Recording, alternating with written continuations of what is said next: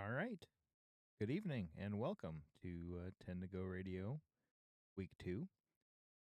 I'm your host, Honorary Boomer, and this is my sidekick, Thomas the Dog. He'll be my only co pilot here today. Dan is unfortunately not able to join us this week, but is hoping to be back next week. We'll jump right into things with Lap 10. Today I'm going to tell you a little bit about Kansas in 2022. So it was my dad and my brother in law. We headed on down, and this was kind of before we had gotten into camping. So we were not too far from the track. I'd say like 10, 15 minutes. And they had a bus system, so you could ride with the van, um, from the hotel to the track. And things went so well at Kansas 2022 that we decided, I think, that we should look into season tickets. And we ended up getting season tickets, and we're still season ticket holders down there at Kansas. And so not much of a story today, but just kind of an overview of one of the races I've attended. But we've got a lot more to get into in today's show, so we'll move right along here into lap 9 about Spire Motorsports. Now this is an interesting team if you're not familiar. Spire has seen an influx of money and resources. So they're working with the top team, the Tier 1 team from Chevrolet in Hendrick Motorsports, and rather closely. There are a lot of Spire cars, trucks rather, that are branded with HendrickCars.com, and so it's kind of a driver development program for Hendrick in a way. And this was the first time that they've had uh, all three of their cars in the top 8 in qualifying. And so you'd think, this is really good. Of course, NASCAR things happened over the weekend, and everybody finished outside of the top 25. But uh, what I wanted to cover, especially on this podcast, is Michael McDowell is my favorite driver, as we established last week. And he had his best ever start at Phoenix. I was amazed and excited, but it was negated because of a steering rack. Can you believe that? So they had to go through tech twice and failed inspection twice, which means that the car chief was suspended for the weekend. Not a good look already. And then uh, just before the race, they had to put in a new steering rack, and that's what's called an unapproved adjustment. So NASCAR didn't direct them to do that, and so therefore they have to go to the back. It doesn't matter that you were gonna start 7th. Now you have to go to the back. So pretty frustrating. Um, and of course, Michael McDowell was the only Spire driver to finish the race 20 some laps down after some time in the garage. It was a disappointing weekend for Spire for sure on Sunday. On Saturday, like I say, all three cars starting in the top 8. Um, it was looking like it was going to shape up to be Spire's weekend, but I don't know. I sometimes I wonder, watching all three of the Spire boys, how Justin Haley is doing. I know that he's kind of, it's not official, but the 7 car is like Spire's favorite car, and so they put him with Rodney Childress. So a lot of spotlight. If there's any spotlight on Spire, it's focused on the 7 car, and they're looking for results out of that car and driver and crew chief. So it makes me wonder how he's handling that pressure, because a lot of times you're seeing Carson Hocevar best him in a way, and so it's interesting. And Michael McDowell, you can say, well, he's a veteran. He's got things figured out. He's been in the sport a long time, so you're comparing apples and oranges. Yeah, but what about Carson? He's done a sophomore year here, so rookie of the year last year. You got some tough competition over there at Spire. But I'll leave that there. So lap 8, we want to talk a little bit about the new media partners. There's been some talk about, and I'll talk more about the CW when we get down to Xfinity, but um, Prime ended up picking up Carl Edwards, somebody that if you're familiar with the sport, we haven't heard from in a while. So it was interesting to hear that he's coming back, especially for Prime. And I guess Amazon had sent some people out to talk with him and try to convince him to sign up with them, and they were very successful in their talks. So hopefully we have a really good uh, broadcasting booth this summer when Prime takes over. Um, we'll wait and see. You know, their coverage of practice and qualifying has been decent, so hopefully that's a good sign. Let me know in the comments how you feel about these new media partners. All right, moving right along here. We are on to the open exemption provisional. So if you're not familiar with the OEP, it was new this year. And basically what it says is NASCAR is going to allow some person, because they are very good at racing, to kind of skip qualifying. And so this is kind of an interesting deal because there were changes made this week to it. And I'm not sure. I agree with the changes that were made. I'm still not sold on the idea of an open exemption provisional. You've got somebody that's really good at racing some other car, but it'd be pretty embarrassing if he or she tried to race in NASCAR and wasn't able to. But if you've got a team lined up, like, and not that Catherine used the OEP, but I think that she would have had a very good case for applying for one if she wanted to, but she decided to race her way in and qualify in. So this OEP was changed this week to say that there are only some races where it will apply. So you can't. The idea being that you don't want somebody to make their very first NASCAR start during the championship weekend, for instance, and then have something go wrong and they end up taking out one of the championship four. Somebody that's worked all year to get where they are, to get into the championship four, and then all that work is negated because somebody who's never raced in NASCAR wanted to race in NASCAR. So if you apply for this and it's granted, it used to be a safety net. The way that it was framed up, the way that I understood it was that it was a safety net, so that even if you don't qualify, then they'll just make you the 41st car in the field, and you can't get points and you can't get any prize money. So it's really just for publicity for both the driver and for the sport.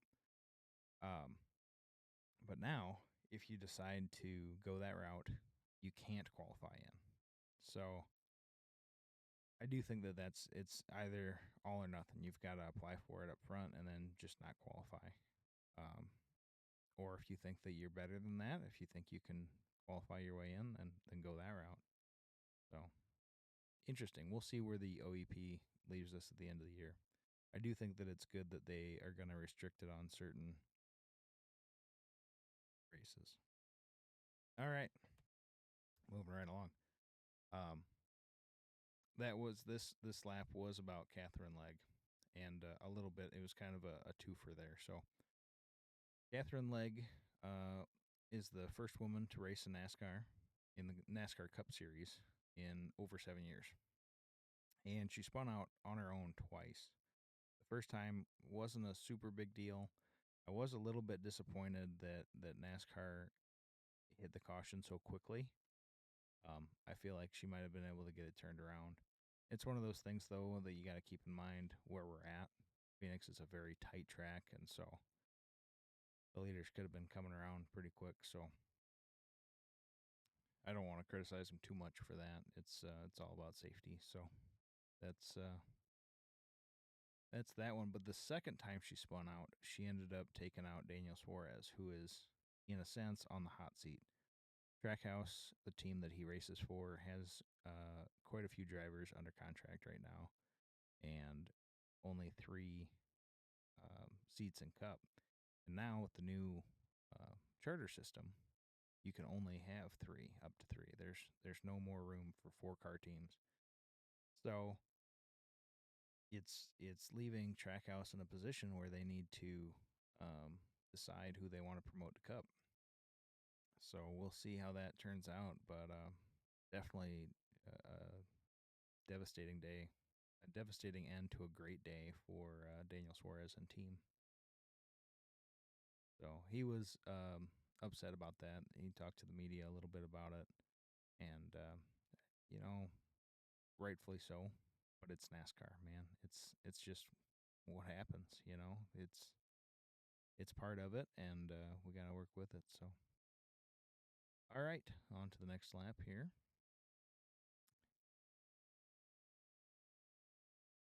The Mexico City race. So this is an interesting topic. It's been a rumor for a long time that NASCAR wants to go down and race in Mexico or in Canada, one or the other. They want to go international. And there were some rumors coming around that the Mexico City race might be scrapped in favor of the Daytona road course. Now, NASCAR has since come out and diffused these rumors. They are very much against it. They say that the race will happen. There's no worries, even though it's still unclear whether Kyle Busch is allowed back in Mexico after something that happened when he signed up with his new team, RCR, and got into some legal issues in Mexico. We're not sure how that's going to pan out for him going back, this time for business. So, the question is racing in another country a wise move for NASCAR? And I think it is. I think that even if it doesn't drive fans from another country to tune into the Cup Series every week, it might just be enough to spark some interest and get people interested in their local NASCAR series. So both Canada and Mexico have their own series, and I think that you could definitely increase the notoriety of those series with a Cup race. So we'll see how the Mexico race turns out. I've got it on my calendar here for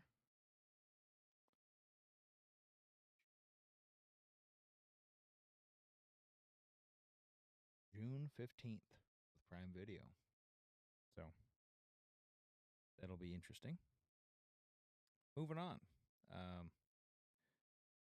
NASCAR tried last year an option tire, which is a little bit softer compound. It wears out faster, but you can carry about 8 miles per hour. These were Phoenix numbers. They allow you to carry about 8 miles per hour faster through the corners, and boy, howdy, does that make a difference. It was just one more thing for strategy, and I really feel like that's what NASCAR needs with a spec car. There is not a lot different between these cars other than the driver and the pit crew. So you need to have some amount of variability. We saw the 60 team. Reese got out there and he was the first to take the option tires and really prove to the field that, yeah, you can drive from way back there to the front with these tires, but you only get 2 sets. And so the idea was, do you want to burn them early and try to maintain your track position when everybody else has their red tires on, or not?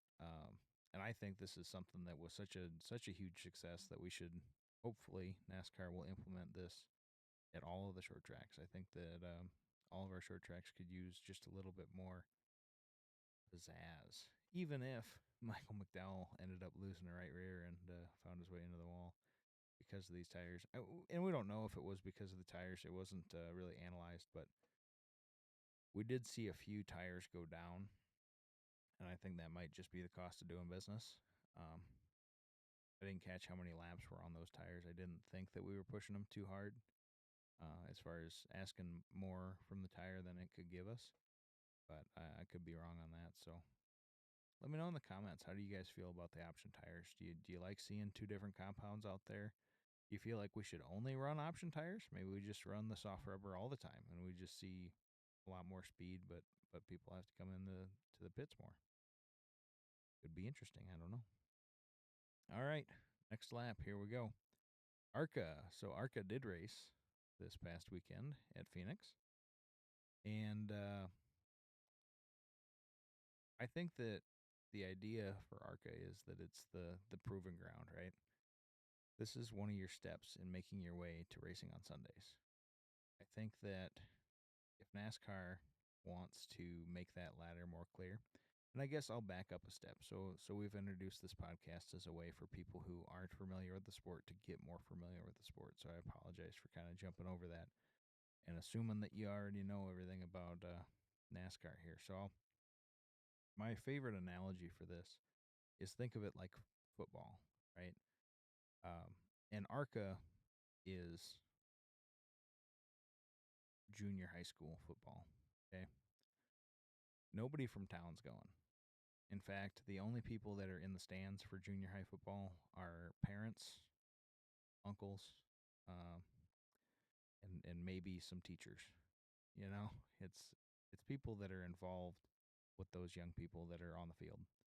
And so ARCA is generally the same way. You're not going to see packed grandstands for ARCA. It's just not the case. Unless you have somebody that stand out like Garrett Mitchell, the YouTuber, Cletus McFarlane. If you haven't checked out his YouTube channel, definitely worth a view there. So, um, but yeah, so that's the ARCA level. ARCA is middle school, all right, and then you move up into trucks, and that's high school. So, especially when you get into some of the playoffs, you get into the state championship, you're absolutely going to get more eyes on high school football than you've seen all year. And there's a fair amount of people who are just rooting for their local high school, even if they don't have any kids or relatives that are going to that school, right? It's just a pride thing. So you get more eyes on high school football, but not a ton, right? You start moving into Xfinity, right? And now we move on to college football. There are a lot of people out there that will tell you college football is where it's at. It's way better than the NFL. Just don't even watch the NFL. Just watch college football. And they some people focus on that. They would rather do really well in college. They're not really worried about what comes next. And we see that in Xfinity too. You've got people like Justin Allgaier that are defending champion now. Well deserving. Not really interested in moving up. Maybe sometimes, ran the Daytona 500, but not really looking for that upgrade path. But a lot of people, by and large, are trying to move on, right? They're trying to get to race on Sundays. And so then you've got your last series, right? The NFL and the Cup Series, right, are neck and neck. So um, that's actually part of what has influenced NASCAR scheduling is the NFL schedule. I don't know if you noticed that, but Daytona picks up right where football left off, right? So as soon as the Super Bowl is over, it's time to focus on NASCAR. So uh, with that out of the way, we'll move back to what this ARCA middle school type setup was all about. There are a lot of crashes in ARCA, and that frustrates team owners, it frustrates fans, it frustrates drivers. But again, just like middle school football, you're going to have more interceptions. You're going to have more fumbles. It's just part of life. These guys are just getting guys and gals.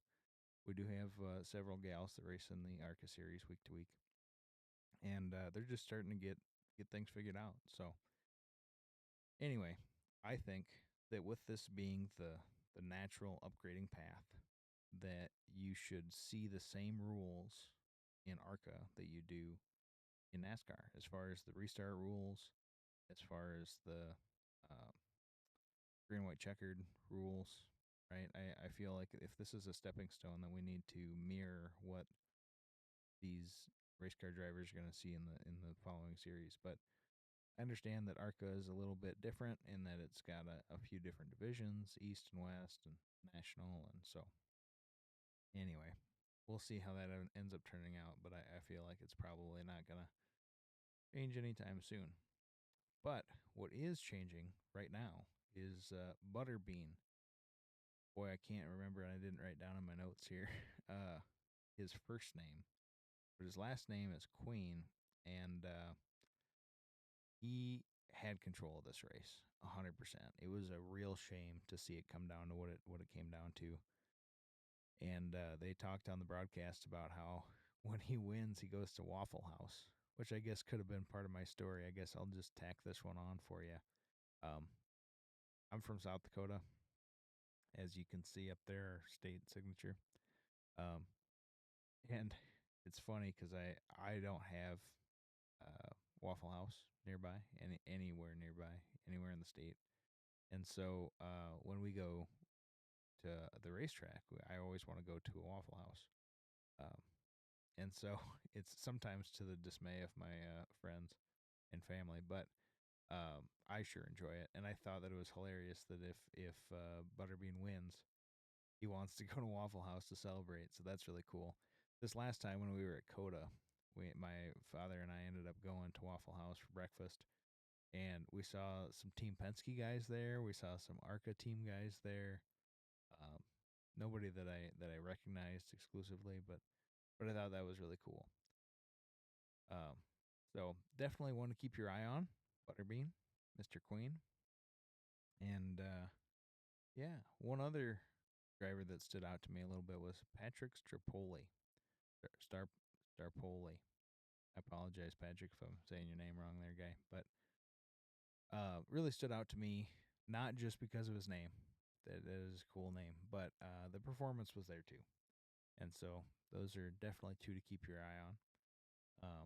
Isabel Robusto in the Mobil 1 Camry.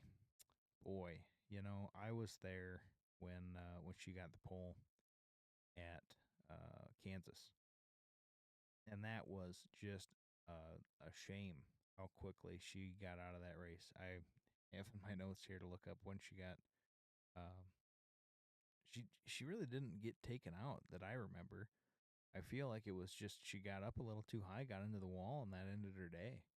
But she's kind of had a streak of bad luck. It's not just a one-time deal here, and it continues here in the desert in Phoenix. She had an oil leak, so that ended up ending her day. Sad deal. You hope to see that turn around. But our next lap is going to fly right past us here because there were no trucks in the desert. But there was Xfinity, and it was a very good race. The CW continues to impress me with uh, their graphics, especially like the scoreboard being at the bottom, the ticker they call it, and they show you what your driver's car is going to look like. That takes time, people, because a lot of times these paint schemes on the cars, change week in and week out. The days of just having the Home Depot car, and that was, the car you ran most of the season, those days are gone. And it's in part because of where the sport is today. It's in part because of where marketing is today. There are significantly more marketing opportunities, especially ones where you can find a target audience and say, I only want to target men between the ages of 30 and 60 in the East Coast. And you can nail that down a lot better than trying to say, well, these are the demographics for NASCAR, and trying to sponsor a car with a driver that you agree with and hope that they don't crash out or don't say something goofy, and now that your brand is tied to them, you know. Anyway, I got off track there, so you could say I got out of the groove. um, the paint schemes change every week, and so it's really nice that the CW takes the time to get those pictures put together and put them down below so that you know what you're looking for. If you're looking for a certain driver, this is the car they're driving this week. I really appreciate that. I appreciate that their camera angles are really good, and I think I talked about this last week that they are using NASCAR Productions for that. So it's really good to have people who care about the sport. Not that other people don't care about the sport, but I feel like when you work for NASCAR Productions instead of insert media company here, maybe you just know a little bit more about NASCAR. So anyway, um, the side by side shots were good. They had a lot of good battles, even if they were battling for 12th. I found that pretty interesting.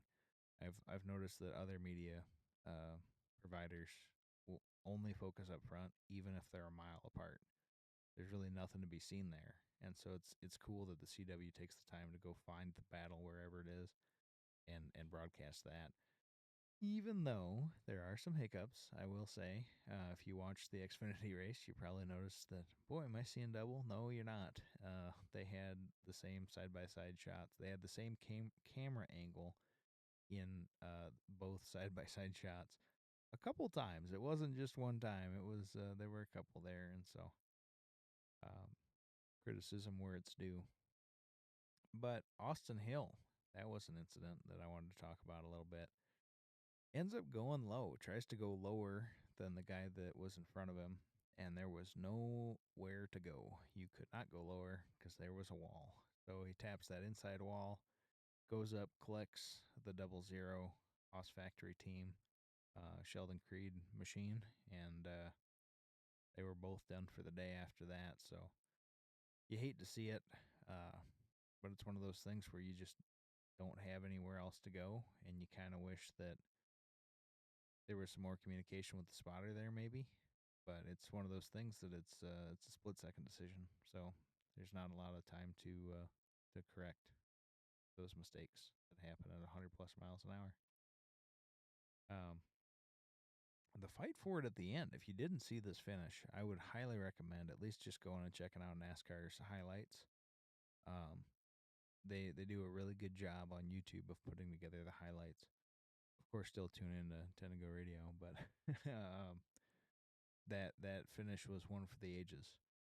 So it was really interesting. I do feel like personally, if you want my opinion on it, I do feel like you need to set a better example for the young drivers in the field. We just talked about how we're going from junior high to the NFL, right? We're trying to go from ARCA to Cup, and when these are the guys they look up to. These are either Cup guys. So we had the fight there was between the regularly the 48 Ally. I just said that there are no full time sponsors in Cup, but the Ally Toyota or the Ally Chevrolet for Alex Bowman, the number 48 Hendrick cars or Hendrick. Boy, we are filming this a little bit late. Excuse me. I'm gonna have a little bit of coffee here.